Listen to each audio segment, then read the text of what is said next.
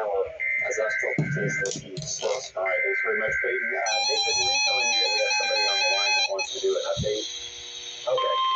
Okay, we just have a picture here. And remind me again where this is coming in from.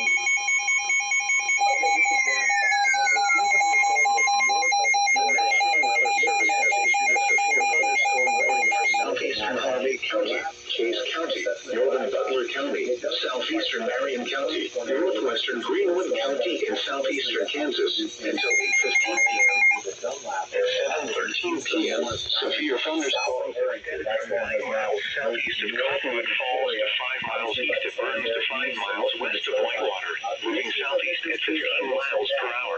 You can expect to inhale and 60 mile per hour wind gusts. The warning was based on radar indications. The following effects are expected. People and animals outdoors will be injured. Expect hail damage to roofs, siding, windows, and vehicles. Expect wind damage to roofs, siding, and trees.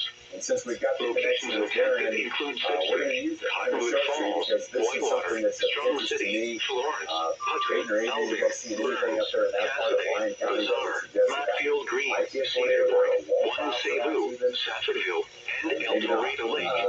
This includes the following highways: Interstate 135 between mile markers 23 and 28. Interstate 35 between mile markers 78 and 115. Situations you get a lot of heavy precipitation that wraps around the tornado, and it's maybe not necessarily visible. It could be very